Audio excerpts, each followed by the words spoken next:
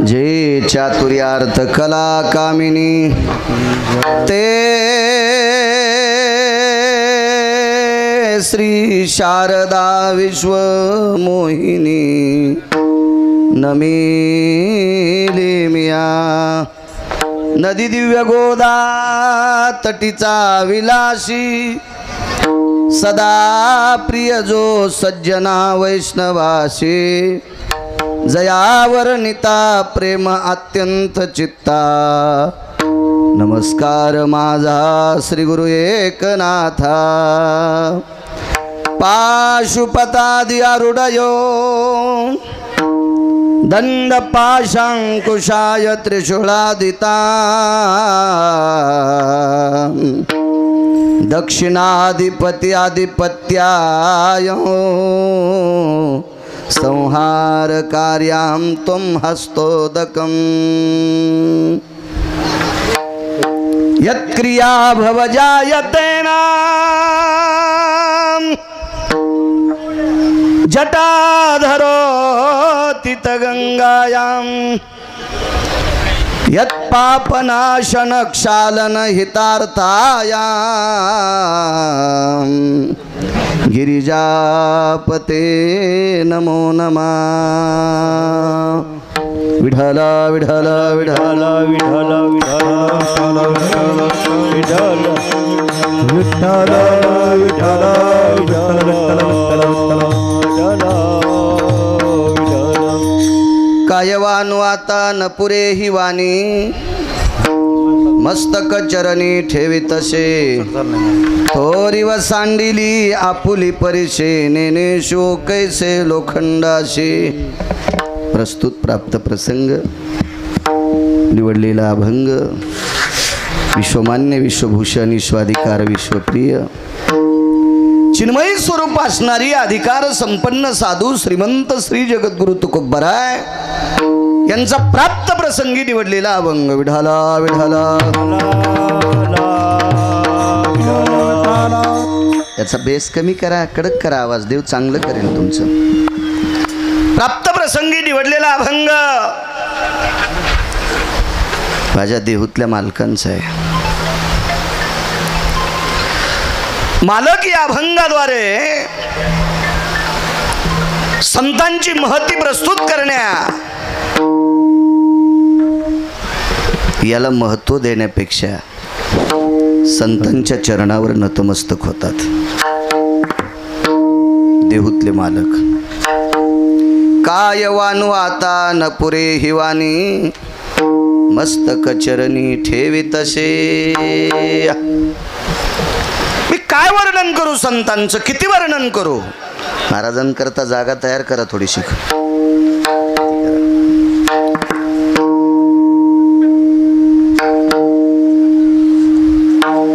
श्रुती नावाच्या पत्रकारांनी श्रीमंत श्री जगद्गुरु तुकोबरायांना संवाद साधला असेल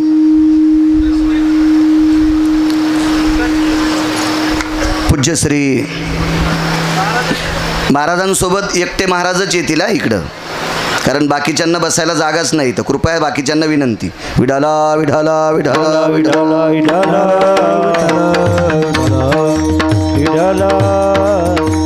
लोकांनी पण वाटून वाटून कीर्तन ऐकले पाहिजे एकाच दिवशी नाही गर्दी करायची विठाला विठाला विठाला विठाला विठाला विठाला विठाला आइए बाबाजी विठाला विठाला विठाला विठाला विठाला विठाला विठाला विठाला विठाला हो ते फेका आसन फेका ते आसन फेका बाबाजींचं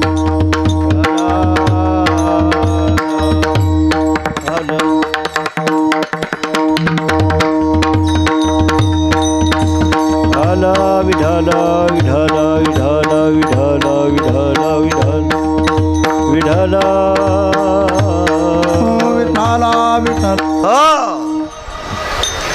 श्रुती नावाच्या पत्रकारांनी प्रश्न केला श्रीमंत श्री जगद्गुरु तुकोबराय पूज्य श्री तुकोबराय आपण एवढी मोठी आहात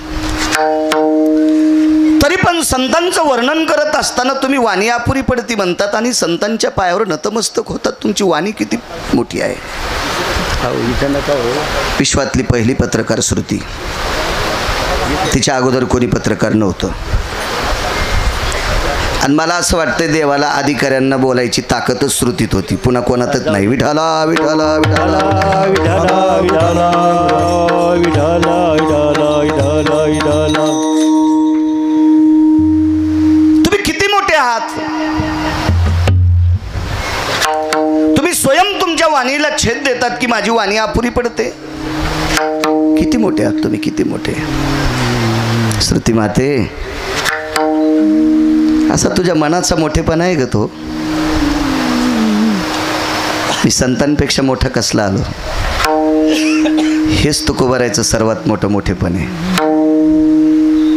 सर्वात मोठं मोठेपण तुकोबारायचं हे आहे. श्रुती हवालदिर झाली की तुकोबाराय किती मोठे आहेत यांचं वजन करण्यासाठी विधात्याकडे काटा नाही, तराजू नाही, पारडं नाही, माप नाही. इतकी मोठी तुकोबाराय. सर्वसामान्य 10-5 कोटी रुपये ज्याच्याकडे आहेत तो आपल्याकडे आला की माणसं ईळभर टेटसवर त्याचेच फोटो ठेवतात. आमच्याकडे आमका आला, तमका आला.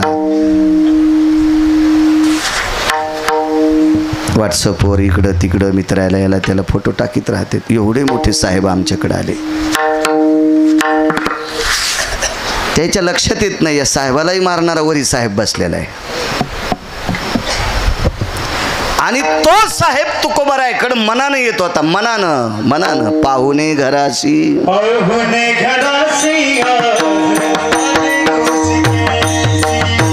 पाहुणे घराशी आले ऋषिकेशी.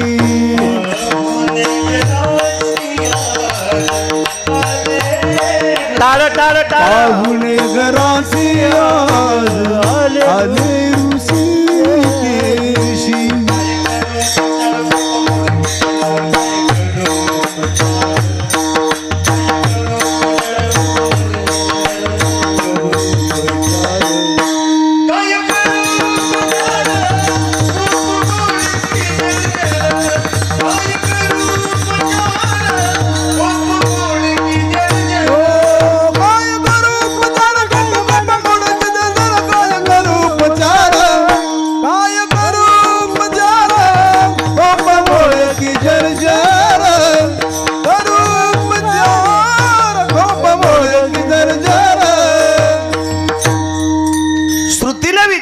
मी रात्रंदिवस ज्याला गाते तो तुकोबारायकडे मनानं येतोय. कोणाला गाती श्रुती. निरंजन भय सकल सुधा छंद भयाय निव्याप्ती वेद श्रुती यति पुराण भयो शास्त्र मिद्ययन करतलयो शास्त्र मिद्ययन करतलयो शास्त्र मिर्दयन करतलयो. निरंजन भय सकल सुधा निरंजन भय सकल सुधा निरंजन भय सकल सुधा. वेद शास्त्र पुराण उपन्यास ही सगळी लोक विश्वाच्या मालकाची आरती करतात. आणि हा जगाचा बाप तुकोबारायकडे मनानं येतो. मनानं. तुकोबारायकडे बसायला टाकण्यासाठी गालीच्या नाही, सतरंजी नाही, चटई नाही, गादी पलंग तर नाहीच, भात सुद्धा मोडकी. मोडकिया माझावरी वाकळाच्या शेजार. मोडकिया माझावरी वाकळाच्या शेजार. मोडकिया माझावरी वाकळाच्या शेजार. मोडकिया माझावरी वाकळाच्या शेजार. काय करू उपचार गोप मोडकी झालेला काय करू उपचार. काय करू उपचार गोप मोडकी जर्जर. काय करू उपचार गोप मोडकी जर्जर.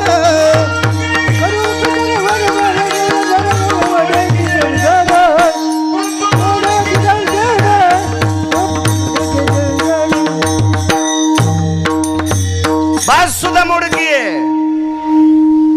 वरी टाकायची गोदडी फाटकी आहे. एखाद्याच्या घरी गेलोत ना, हल्लीच्या काळातले कपडे उघडे ठेवतील आणि गोदडे झाकून ठेवतील.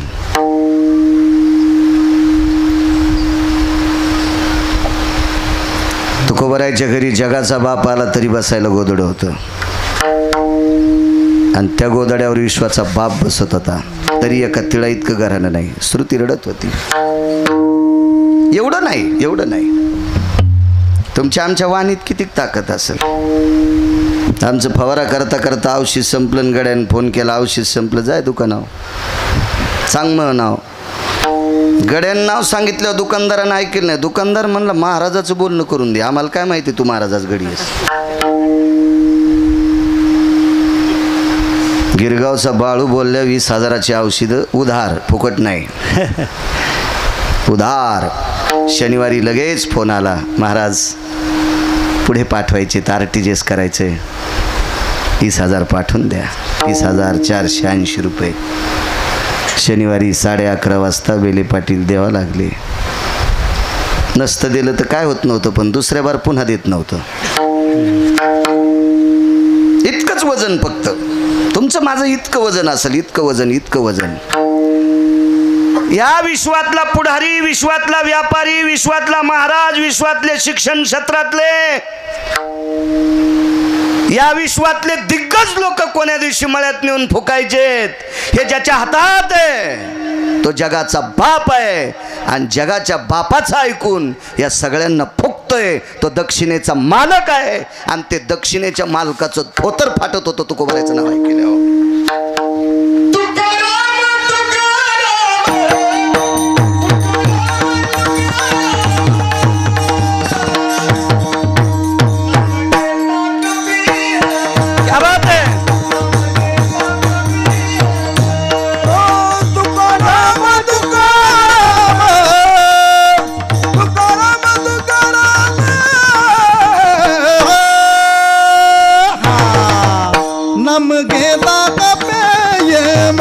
मांडी घाला. नम घेता का प्रेम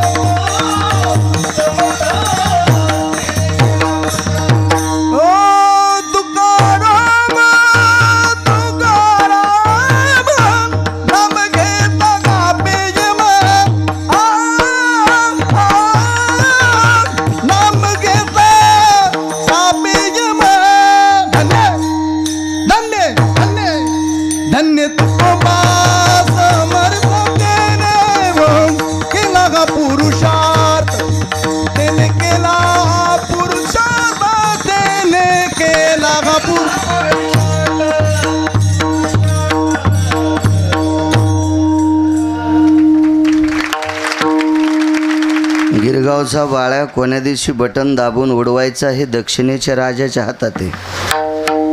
आणि त्याची काय माय मनान वेली गिरगावचा बाळ्या मारायला. ते पंढरपुरातल्या मालकाचं काशीतल्या मालकाशिवाय कोणाचीच बटणं दाबीत नाही. या दोघायचा नौकर आहे दक्षिणेचा राजा यम. पंढरपुरातल्या मालकाचा आणि काशीतल्या मालकाचा नौकर आहे दक्षिणेचा मालक यम. आणि या दोघांपेक्षा इमानदारीनं नौकरी तुकोबारायचा.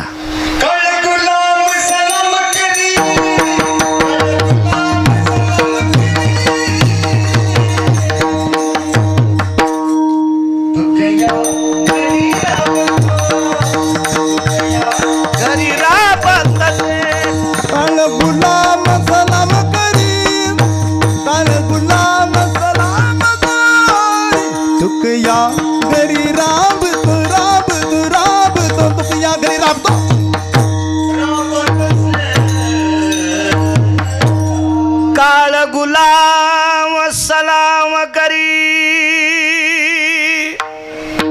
इमानदारीनं हात वर करा. कोणाची गडी रोज सकाळी पाया पडतेत मालकाच्या.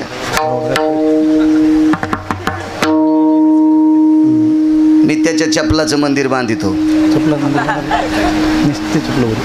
होय फौजी, प्रत्येक गडी पाया. पेरणीत मेवणीच्या पोरीचा साखरपुडा आहे. चलू ती म्हण मालकाल, त्याला पेरता येणं, चाड्याची गाठी येणं, म्हशीची धार काढता येणं, वघाराला सोड्याशिव पेता येणं, आणि याला दूध काढता येणं म्हणून काळाच्या डोसायला वघारापेक्षा हलकट. म्हणून तर ते सांदित दाबीत आहे. हुशार असते गडी, हुशार. तुकोबारायच्या घरी पडलेली कामं करायची, पण आधी तुकोबारायला प्रणाम. श्रुतीने विचार केला, का असं म्हणत असावे तुकोबाराय की माझी वाणी अपुरी पडती, यांची वाणी एवढी दमदार आहे की या पृथ्वीवर त्यांच्या वाणीचं वजन मोजण्यासाठी तराजू नाही. किती मोठा अधिकार आहे. राजे हो, ज्या अर्थी तुकोबाराय म्हणतात मी संतांच्या चरणावर नतमस्तक होणं उचित मानतोय, त्या अर्थी संत मोठी किती असतात. मला उदात्त अंतकरणाने आशीर्वाद द्या. मी तुमच्या पुढे संतांचा अधिकार मांडण्याचा प्रयत्न करेल. मोठ्या श्रद्धेने, मोठ्या अट्टहासाने चालत असलेली ही जुनी परंपरा.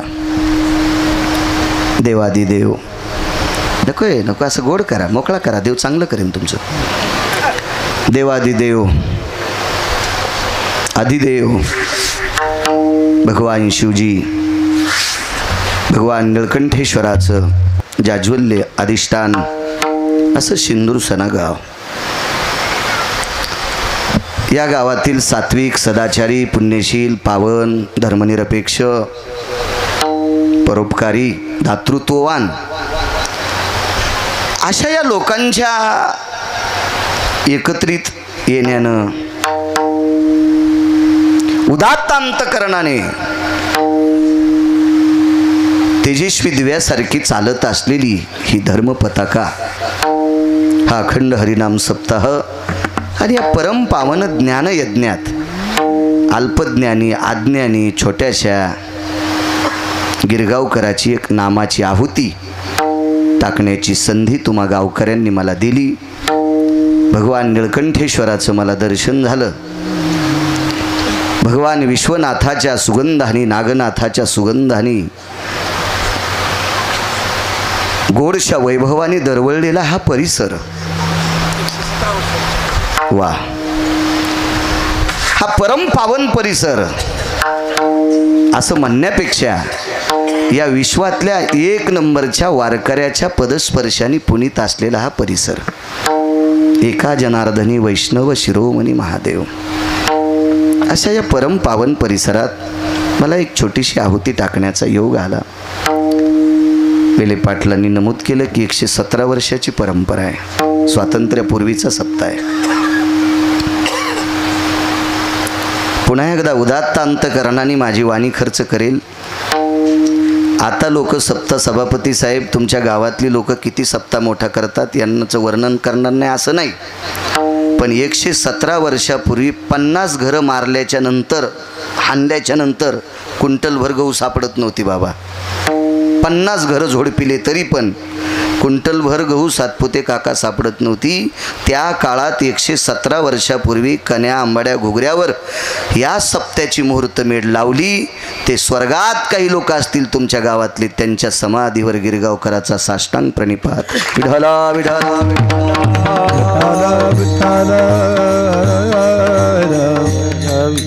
गावात जेवढ्या आडनावाची मंडळी असतील तेवढ्यांना धन्यवाद देतो. सभापती साहेब सतत संपर्क करत होते. या सप्ताहामध्ये ज्यांचे कीर्तन आहे असे आदरणीय काशीनाथ महाराज फुलकळसकर खूपसा संपर्क करत होते, त्यांनाही कोटी कोटी धन्यवाद. आज फार मोठं व्यक्तिमत्व, माझं अंतःकरण, माझं हृदय आणि सगळं काही शरीर ज्यांच्या पायावर नतमस्तक, असे धर्मानाम पवित्रो धर्म संन्यासो पवित्र हा गुरुवरी आत्मानंद बाबांच्या चरणी नतमस्तक होतो. उपस्थित बरीपैकी भागवताचार्य, रामायणाचार्य, कीर्तनकार मंडळी या ठिकाणी आहेत.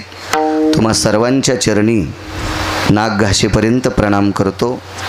व्यापार क्षेत्रातले, राजकीय क्षेत्रातले, शैक्षणिक क्षेत्रातले, वैद्यकीय क्षेत्रातले, माझा शेतकरी राजा, ही सगळी काही उपस्थित या ठिकाणी मंडळी तुम्हा सर्वांच्या चरणी दंडवत करतो.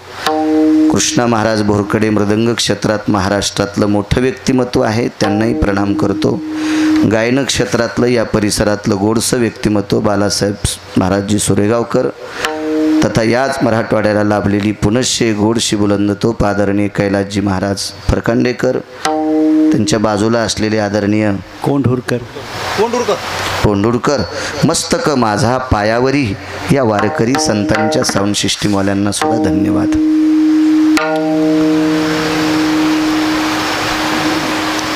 काय वानू आता न पुरे ही वाणी मस्तक चरणी ठेवी तसे. असं काय असेल संतांकडे की जारती तुकोबाराय नमस्कार करतात? काय असेल काय असेल?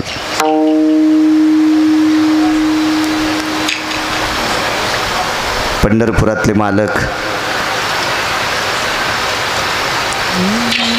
एका समुद्राच्या तीरावर, त्याला विशिष्ट प्रकारचं रामायणात नाव आहे,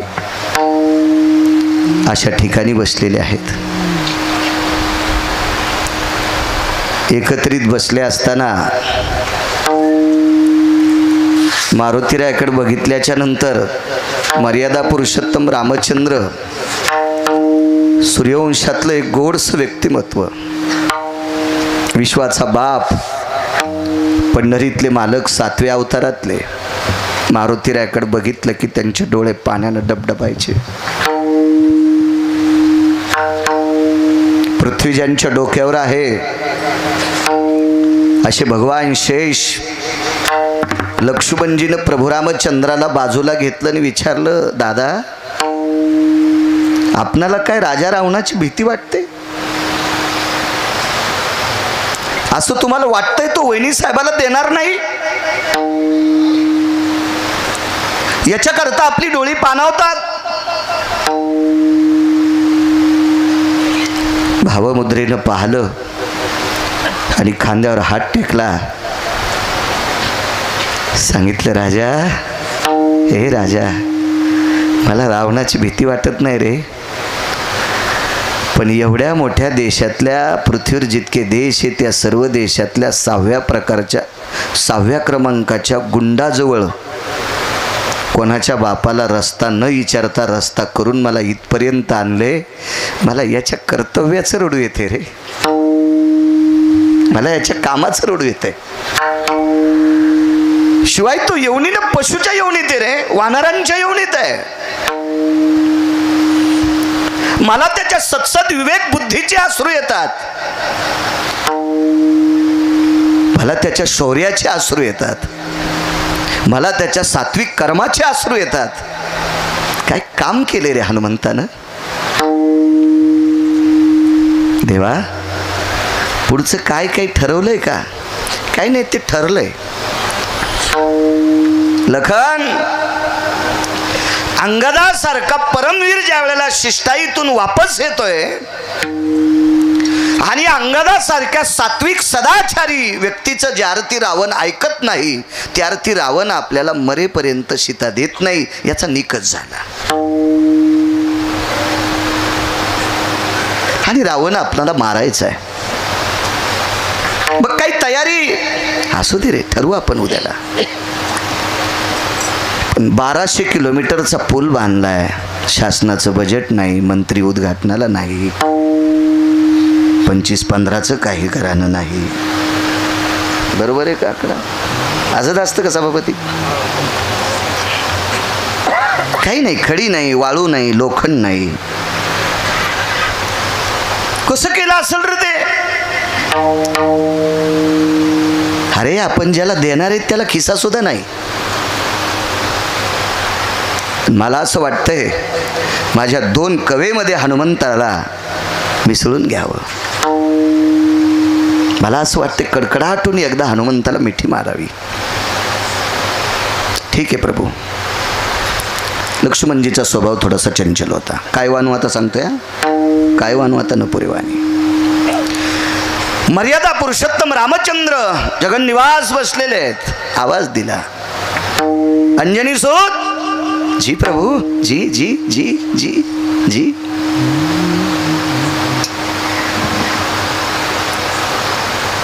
बारा महिन्याची उचल एकदाच जरी दिली तरी गडी मालकाला जी म्हणत नाही.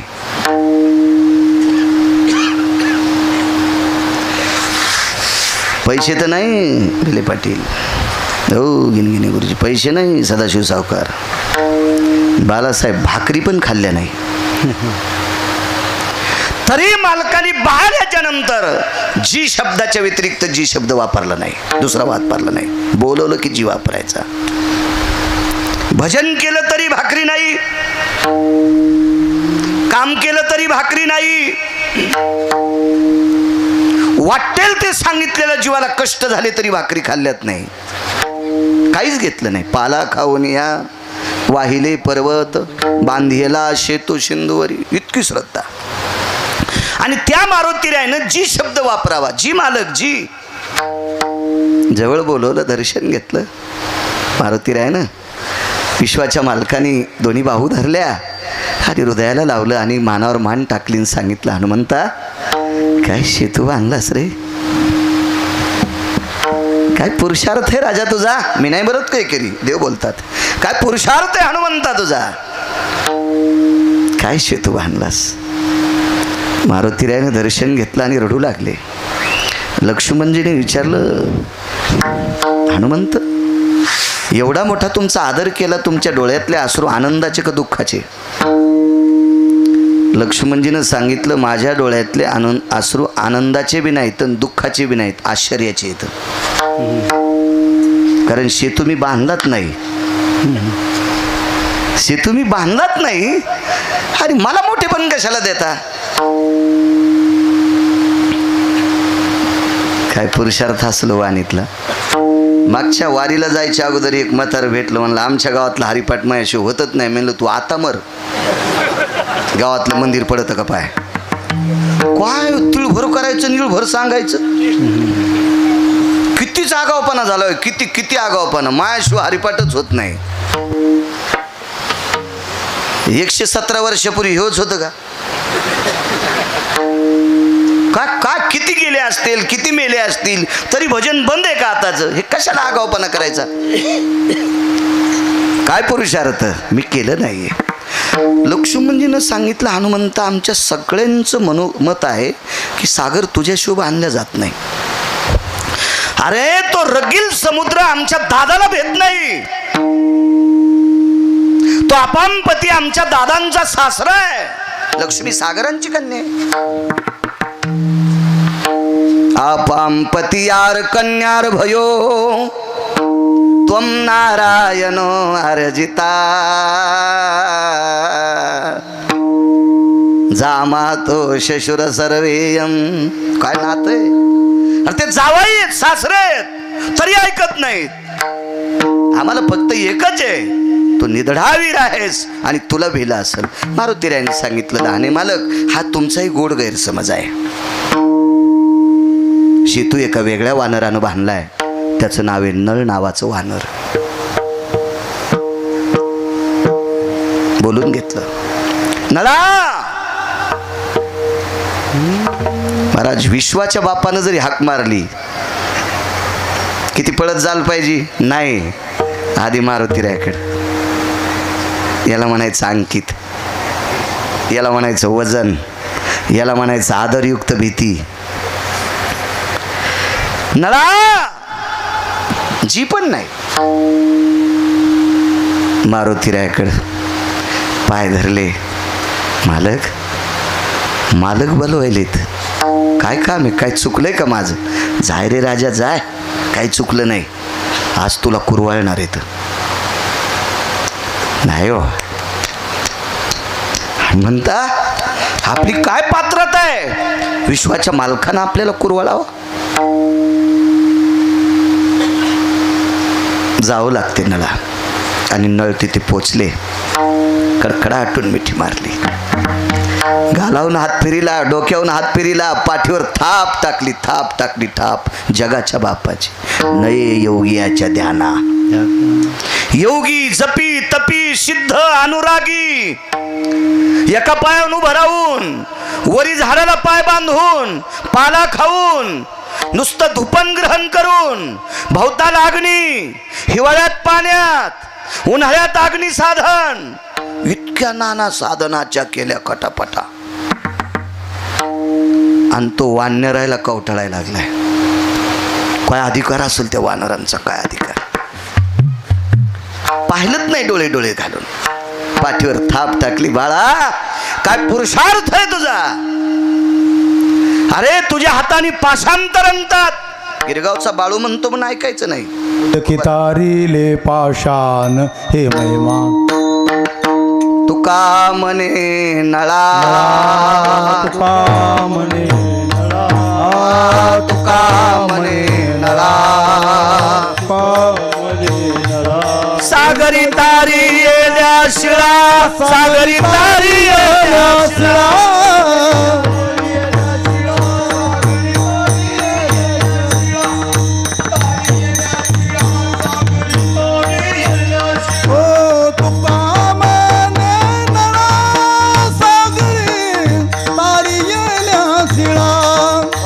सागरी तारियेल्या शिळा, सागरी तारियेल्या शिळा.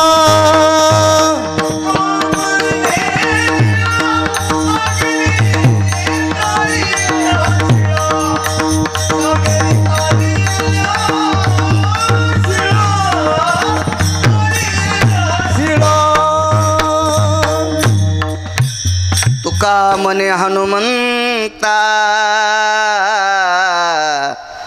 सागरी तारी येल्या शिळा. नाही, तुका म्हणे नळा, सागरी तारी येल्या शिळा. तुको बरं आहे, दखल घेतात. तुको बरं आहे, तुको बरं आहे. नळा काय हातात वजन आहे तुझ्या. नामाचा रफार उकार जोडा असेल मारुतीरायन तो भाग सोडून द्या पांढरे साहेब. पण दगड पाण्यात तरंगायची ताकद फक्त नळात होती. तो रे निळाचा सोदरू,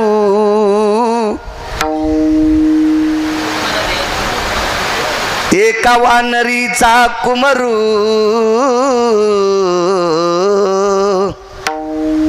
काय खात होते? पाला पाला पाला. पाला खाणाऱ्या वानरीचा कुमरू येतो, पुत्र आहे. पाठ थोपटिली. नळा, हे निळा जामवंत, सगळ्यांना उभं केलं.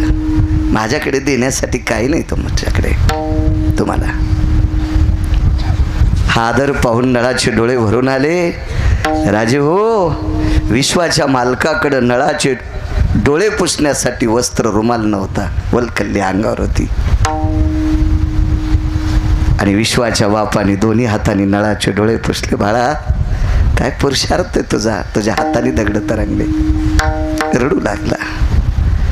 पुन्हा एकदा देवाचं दर्शन घेतलं आणि देवाला सांगितलं, प्रभू खरं सांगू का, माझ्या हातानं दगड तरंगत आहेत. माझ्या हाताने दगड तरंगत आहेत, याबद्दल काही दुमत नाही. भगवान म्हणले, तू दगड टाकताना नाव कोणाचं घेतो? तुमचं. अरे माझं नाव घेऊन तुम्ही वानर दगड टाकता तरंगते, तर माझ्या हातानं टाकल्यावर तरंगतच नाही ना. तुम्हाला तुमच्या नामाचा पुरुषार्थ माहित नाही प्रभू. तुझ्या नामाचा महिमा तुझं नकळे मेघश्यामा. तुला माहित नाही देवा, ते आम्हाला ठाव आहे, आम्हाला ठाव आहे. वा, माझ्या नावानं दगड टाकतोस. नळानं सांगितलं, प्रभू पण पुढचं ऐका ना. तुमचं नाव घेतल्यावर माझा हात लागल्यावर समुद्रात दगड तरंगतो, पण मला आशीर्वाद याच हनुमंताचा लागतोय.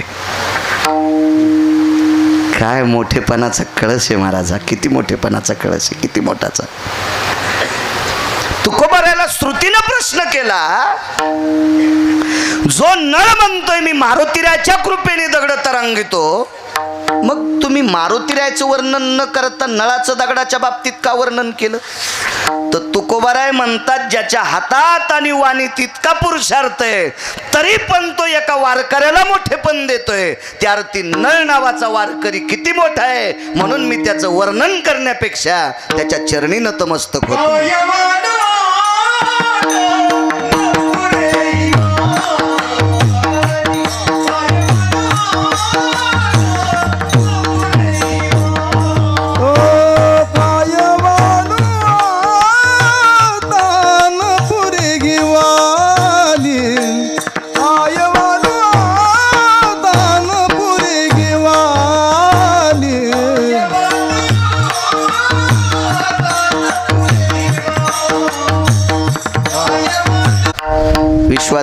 संतांचं दर्शन झालं. एक माऊली महावैष्णव ज्ञानोबराय आणि कंबर बांधून कीर्तन परंपरेचे आद्य गुरु श्रीमंत श्री नामदेवराय. फेटा बांधून कंबर बांधून कीर्तन परंपरा ही नामदेवरायाची, याच्या अगोदर कोणाचीच नाही, फक्त नामदेवरायाची. तिथून पुढं मग आम्हाला अधिकार. त्याच्या अगोदर कोणी केलंच नाही कंबर बांधून.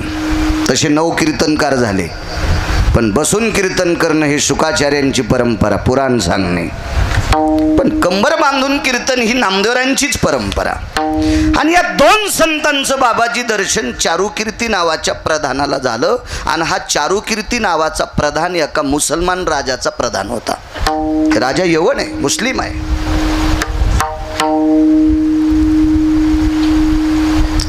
काय वानू आता. 350 वर्षापूर्वी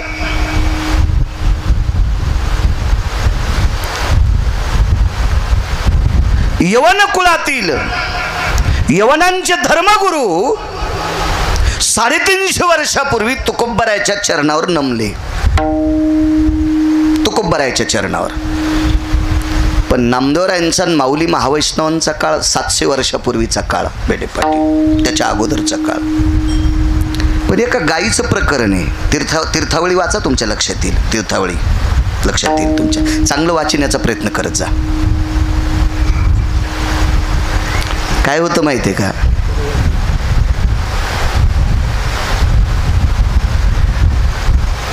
श्रद्धेपोटी उपमन्य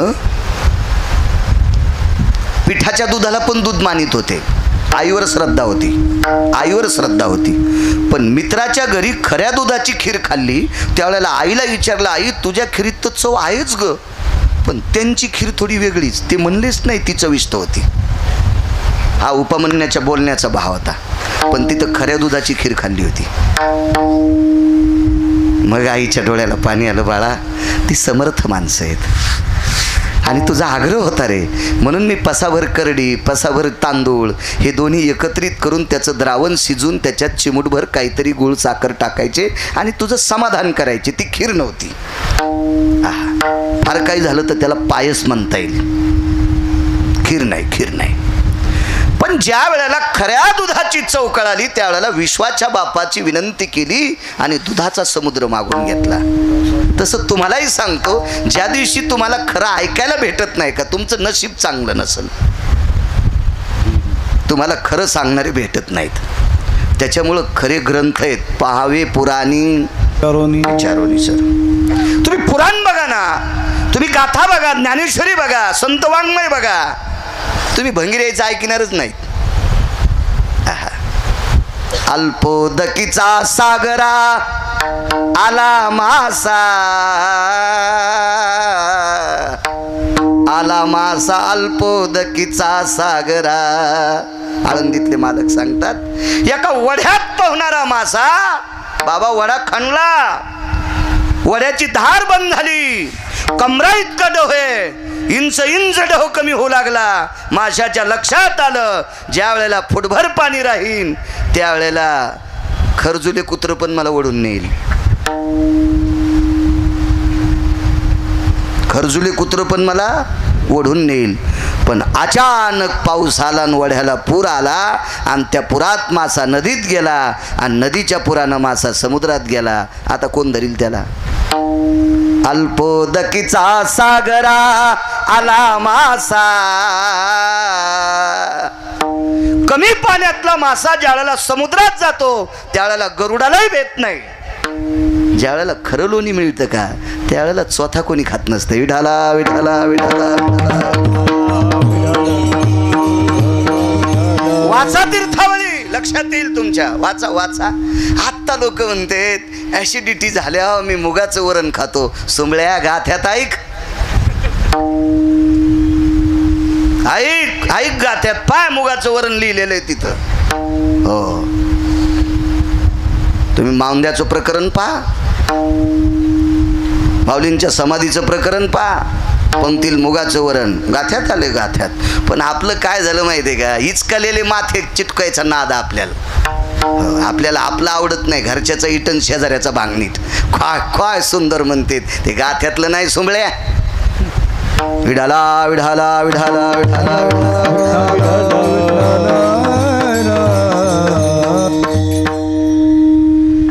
350 वर्षापूर्वी अंगडशा फकीर तुकोबरायच्या पुढे नमला.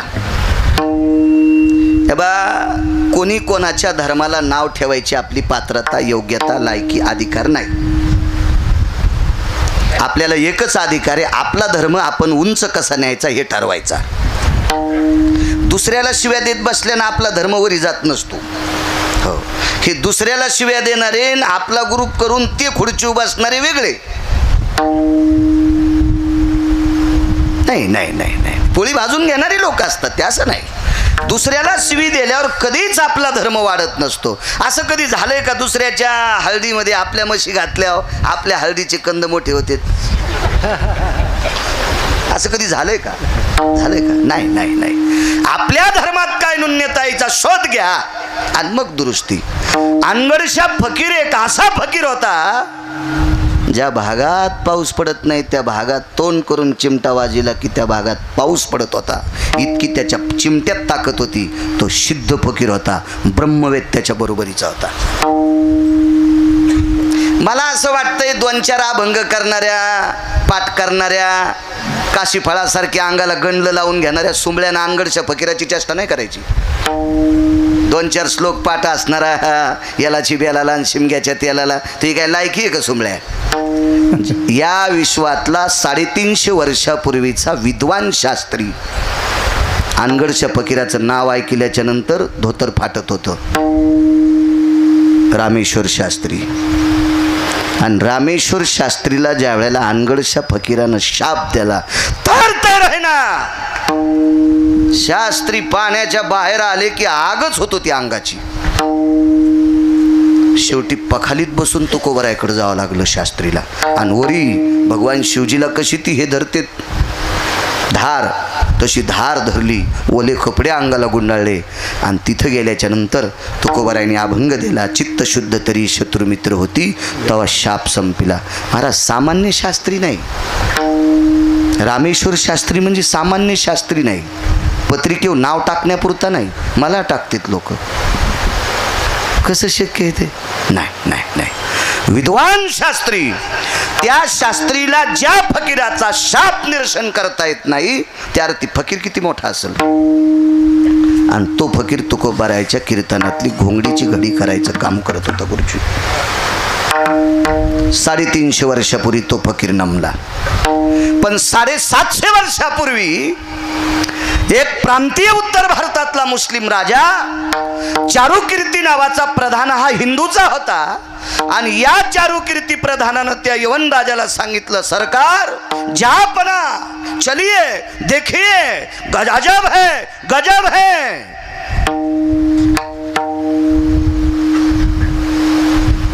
क्या गजब है? कुएं में से पानी ऊपर आ रहा है. तव खळखळो निकूप उदकी ओसंडीला. बघा तीर्थावळी, खळ खळ खळ खळ पाणी करू लागलं. फार काही झालं तर 10-5 चिमण्या पेत्याला इतकं खाली पाणी होतं, इतकंच. पण ज्ञानोबरायने हात डोकून पाहिल्याबरोबर तव खळखळो निकूप उदकी ओसंडीला. कल्पांती खळवळाला समुद्र जायसा. जशा लाटा उसळाव्या बाबाजी सैरीतून पाणी आलं. गजब, देखो देखो. ते मुसलमान राजा म्हणला ये तो चमत्कार है ही है, पण मेरे से पहले हो गया, अभी दिखा दो कोई है तो राजा राजा होता महाराज. म्यानीतली तलवार उपसली हरी महाराज आणि जिवंत गाय धडाच्या वेगळी केली. गाईचं डोकं आणि शरीर तिथं. चारुकीर्ती जी सरकार, जी सरकार. अब ये जिंदी कर दो, ये तो मुर्दा है ना, अब ये जिंदी कर दो. मधला प्रसंग जाऊ द्या. संत शिरोमणी नामदेवरायानं त्या डोक्याला कुरवाळलं आणि जिथं कापलं होतं त्या धडाला लावलं आणि डोळे झाकून विटेवरच्या मालकाला प्रार्थना केली, देवा अरे सगळ्या गोष्टी जी पवित्र आहे तिला असं का आमच्या देखता होते? आमचे डोळे अपवित्र आहेत का? आम्ही जिवंत गाय कापलेली पाहावा. गाय उभी राहिली आणि संत शिरोमणी नामदेवरायाच्या पायाचा अंगठा ती गाय चाटीत होती. इन्शाअल्लाह ला इलाही ला इल्ला रहमिल्ला बिस्मिल्ला इंशाअल्लाह हे परवरदिगार हे खुदा क्या रहमत है तेरी, मेरे हाथ से गाय काट डाली, ये बंदे ने जिंदा कर दी. 700 काही वर्षापूर्वी उत्तर भारतातला चारुकीर्तीचा प्रधान राजा सातपुते काका लोटांगण घालीत होता नामदेवरायाच्या चरणावर. लोटांगण काय वानू आता काय वानू. मधले अजून 4 प्रसंग आहेत. तुकोबाराय 1, नामदेवराय नानोबाराय 2. मधले राहू द्या, घरी गेले पा सगळ्या गोळ्या एखाट्या घेतल्या नाही पाहिजे, रिॲक्शन येत असते. आणि त्याच्यानंतर शेवटचा प्रसंग आहे का, शेवटचा मराठवाड्यातल्या परभणी जिल्ह्यातल्या एका दिव्य मुस्लिम समाजाचा अभ्यासू फकीर बालासाहेब या फकीराने मृत्यूपत्र लिहिलं, माझी कबर या रस्त्यात करा. रस्ता सांगतो तुम्हाला नंतर, या रस्त्यात करा. तर त्या फकीराकडे बऱ्यापैकी लोक त्यांची गेली हिंदूची गेली हिचकायला लय नाद असतो ना, त्या खरूच नसती पण खाजवायचा लय नाद असतो. हो काय झालं असल, काय काय वाचते, कशा करता फकीरजी? नाही म्हणले, माझी शेवटची इच्छा आहे या रस्त्यात माझी कबर झाली पाहिजे. एक सात्विक व्यक्ती विचारण्यासाठी गेला बाबाजी. त्या व्यक्तीनं सांगितलं, फकीरजी या रस्त्यात तुमची कबर करायला काही हरकत नाही, तुमची अंतिम इच्छा आहे, पण कारण आम्हाला कळल्याशिवाय आम्ही करणार नाहीत. खाजिनारे गेले बोंबलत, हे नुसते खाजवायला आले ते अवधानी करायला. विद्वानाने विचारलं, कारण कळल्याशिवाय आम्ही तुमची कबर इथं करणार नाहीत. त्याचं एकच कारण आहे, या रस्त्याने पंढरपूरला एक दिंडी जाती आणि त्या दिंडीत एक घोडा आहे, ते घोडं दर 15 दिवसाची एकादश धरते. ते घोडं दर 15 दिवसाची एकादशी धरते. आणि या रस्त्यात जर माझी कबर झाली तर त्या घोड्याच्या टापा माझ्या कबरीला लागत्याल, त्या घोड्याच्या पायाची धूळ माझ्या कबरीला लागेल आणि मी माझ्या अधिष्ठानात पवित्र होईल. ते घोडं होतं श्रीमंत श्री ठाकूरबुवांचं. बुवा पंचांग काल निर्णय पाहिल्याशिवाय एकादश कळती का बाबाजी? कळल का आपल्याला तिथी? बुवा पंचांग पाहिल्याशिवाय मुहूर्त सांगता येईल का तुम्हाला? कळसाचं सांगता येईल का, नळाचं सांगता येईल का, वास्तूचं सांगता येईल का, भूमिपूजनाचं सांगता येईल? बुवा पंचांग पाहावं लागेल का? मी इतका बॉम्ब लायलो, मी काहीतरी वाचिला असेल ना का, वरून पाईप थोडा चालाय बाळ्याला.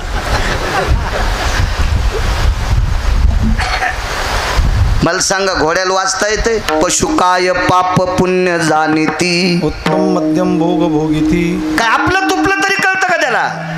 शिखर कळतंय? नाही नाही नाही नाही. पण ज्या परंपरेतल्या वारकरी लोकांच्या संगतीमध्ये बवा करणाचे निपळे, निमिष लाघवाचे निआगळे, आष्टा प्रहराचे निराळे, तो मनोगताची भयव्याप्ती.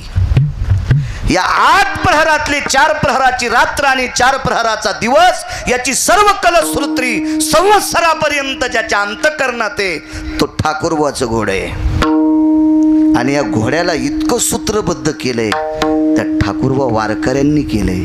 मग घोड्याला इतकं सूत्रबद्ध करण्याची ताकद ज्या घोडं इतका अधिकारी आहे, तर या घोड्याला इतकं सूत्रबद्ध अधिकार तत्वावर आणण्याची ताकद ज्यांनी केली गुरुजी, तो वारकरी किती अधिकारी असेल? काय अधिकार असेल? महाराज पशुला परमार्थात आणण्याची ताकद ज्यांच्यात आहे तो वारकरी किती अधिकारी. म्हणून त्या वारकऱ्याची स्तुती न करता, वर्णन न करता त्याच्या पायावर मस्तक कायवानो चंचलतेचं प्रतीक दिलं नाही. अरे बुवा कपड्यावर जाऊ नका, वैकुंठवासी गुरुवर्य नथुराम बाबांचे पट्ट शिष्य आहेत. हो, यायच्याकडे बी दिलं आणि यायनं पेरलं, काही दिलं आणि त्याने इकलं, काही दळून खाल्लं. असे काही ठराविक लोक त्याच्यातले हरी महाराज आहेत. सरकारचे जावाई बी येतं. ते रघुमामा साधे आमचे महिन्याची वारकरी दर महिन्याला असते. दिसायला साधा माणूस पण दर महिन्याला वारील माझ्यासोबत. काय वरच्या कपड्यावर काय नसते, काही काहीचे कपडे इतके टाईट असते आणि बायको सातार व्हायचा कापूस याचाल काय नसतं त्याच्यावर, काय नाही. वरून झकपक आतून भगभग असं भुललं नाही पाहिजे माणसाने.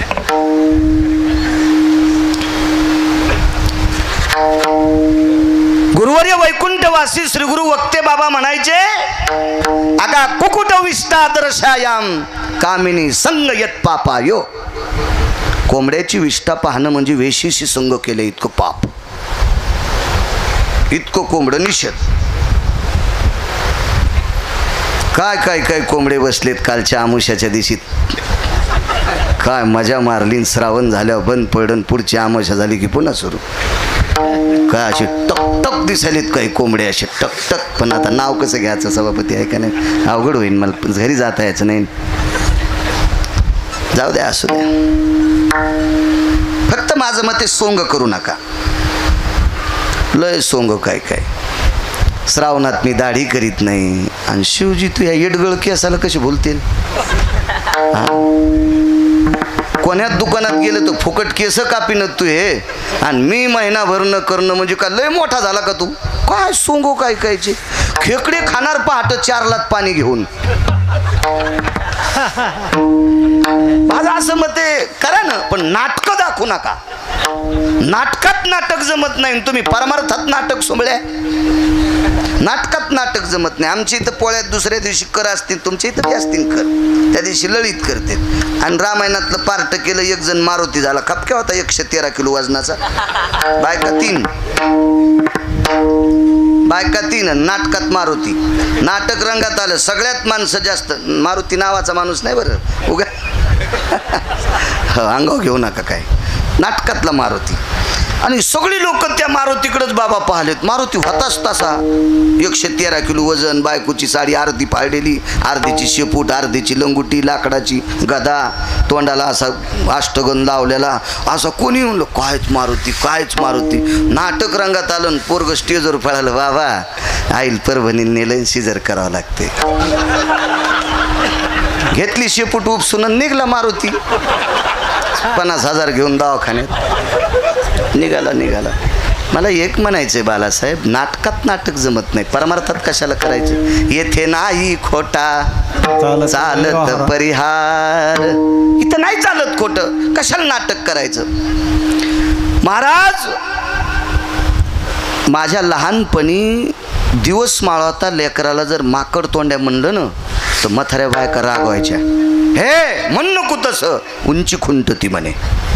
असं म्हाताऱ्या बायका रागवायच्या, म्हणू देत नव्हत्या माकड तोंड्या. चंचलाचं प्रतीक आहे कोंबडं, हे निषेधाचं प्रतीक आहे.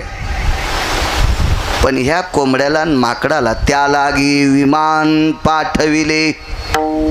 हे कोंबडन, हे एक कोंबडन एक माकड विमानात केलं. विमानात ऐका काय वानू आता न पुरे वाणी.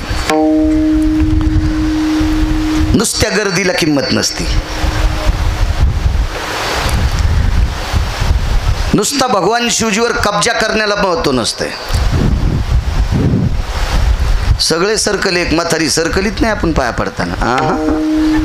ती फक्त तिला वाटलं यान काय म्हणून ती माया पाया पडली, पण नाही सर्कल भेलीत नाही बाळ्याला. गळ्यात शपथ, तुम्ही साक्षीदार आहेत का नाही. नाही सर्कली. चेहरा लक्षात आहे, मला टकटक दिसायली भीती.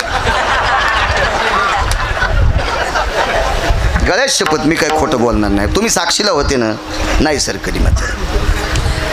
जाऊ दे, भाव आहे, श्रद्धा आहे, असू द्या श्रद्धा. पण नवऱ्याला डबा देऊन महादेवाला पाणी घाला. ते ऑफिसला तसंच गेलं, मग वडापाव खालो. म्हणलं काऊन. म्हणलं हसू नको, तू म्हणत होता ना मी बाहेर खात नाही. त्या पूजाला गेल्यात. त्या कोण, सासू का.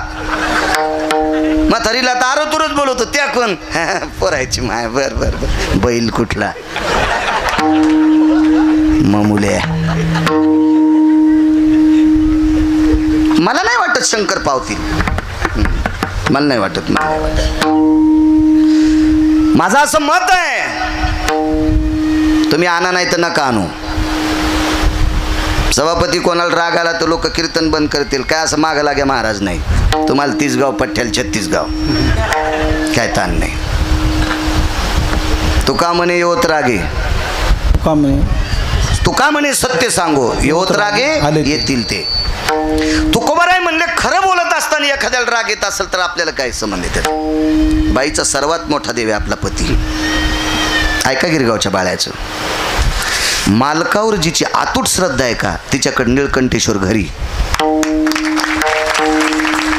मालकावर जिची अतूट श्रद्धा आहे का पांडुरंग तिच्या घरी. महाराज नवऱ्यावर श्रद्धा ठेवणाऱ्या बाईची सत्ता कोणावर आहे. तुका म्हणे पतिव्रता तिची देवावरी. तुका म्हणे 65 वर्षाचं वय झाल्यावर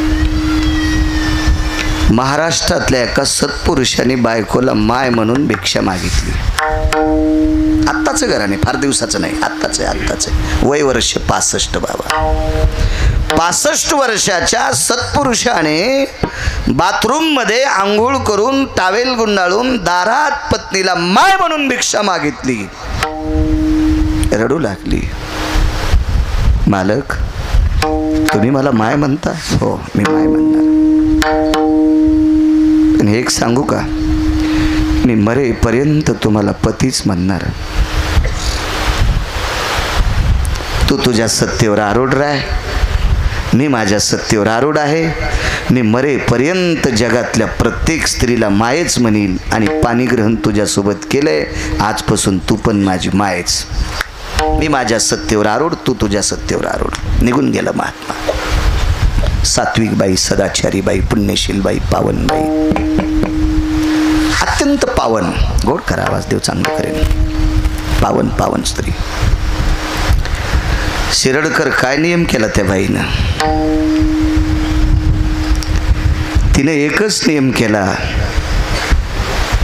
ज्याच्याशी पाणीग्रहण केलंय त्या पतीने आपल्याला आई संबोधलंय, पण आपण त्यांना पती समजून मरायचं. मालक जोपर्यंत संसारात आहे तोपर्यंत देव्हाऱ्यात नैवेद्य ठेवत होती. जे काही सकाळचा स्वयंपाक होईल, भाजी पोळी कण्या आंबाड्या घुगऱ्या काय असेल ते ठेवायची. तिची देवावरी सत्ता सांगतोय. तिथून पुढे नियम बदलला. देवा माफ कर परमेश्वरा, आतापर्यंत तुझ्या कृपेने कपाळाचा मालक माझ्या हातचं खात होता रे. हे नारायणा, हे जगदीशा, हे जगदानंद कंद जगतपते, आतापर्यंत तुझी अतूट कृपा होती रे. तुझ्या कृपेने मी केलेला स्वयंपाक माझे पतिदेव खात होते. देवा सकाळी 9:30 वाजता तुझी माझ्यावरची कृपा संपली रे. माझा पती माझ्या हातचं खात नाही. आजपासून तुझा नैवेद्य बंद.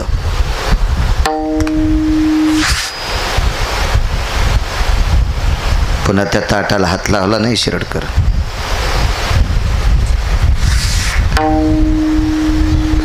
स्वतःच्या लग्नात आलेलं ठेवणीतलं एक पात्र काढलं, पात्र घासून घेतलं. सकाळी स्वयंपाक केला, त्या पात्रात स्वयंपाक ठेवला, वरे तुळशीचं पान ठेवलं आणि देवघरात पात्र न ठेवता